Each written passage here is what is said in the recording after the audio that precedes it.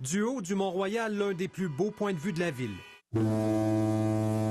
Ici, dans le Vieux-Port, Montréal, carte postale.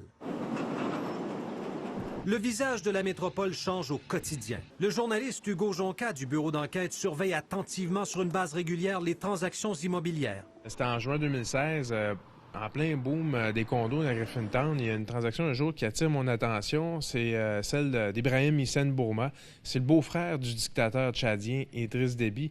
Lui, tout d'un coup, il achète plus de 3 millions de dollars de condos d'un coup. Une année complète d'enquête journalistique menée par Hugo Jonca et ses collègues pour apprendre que des dizaines de propriétés, particulièrement ici à Montréal, sont entre les mains des politiciens, des hauts gradés et des hommes d'affaires proches des régimes les plus corrompus d'Afrique. Ils investissent depuis des années dans l'immobilier québécois, presque toujours sans prendre d'hypothèque, ce qui ne semble pas avoir éveillé la curiosité des autorités.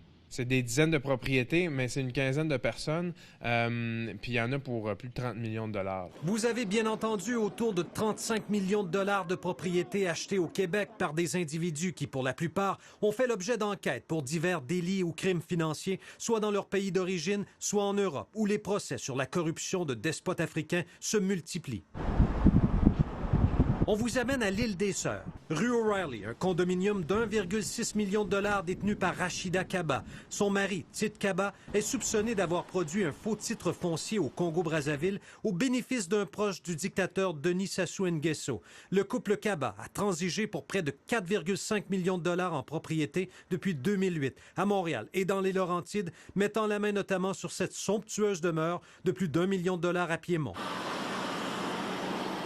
D'autres exemples des recherches approfondies du bureau d'enquête. À Gatineau, 2 immeubles d'appartements détenus par Jean-Jacques Bouya, un ministre congolais au cœur des pires systèmes de corruption d'Afrique. Il est parvenu à dépenser près d'1,5 million de dollars dans le secteur Elmer. Que l'amour de Dieu.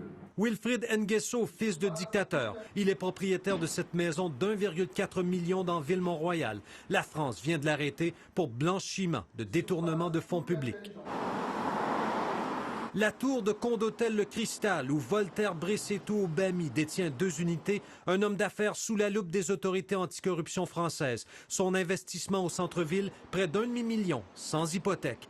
Si en Europe, les autorités ont lancé la chasse aux biens mal acquis, au Canada, non seulement l'expression n'existe pas, mais personne ne pose encore la question à ces investisseurs. Yves Poirier, TVA Nouvelles, Montréal.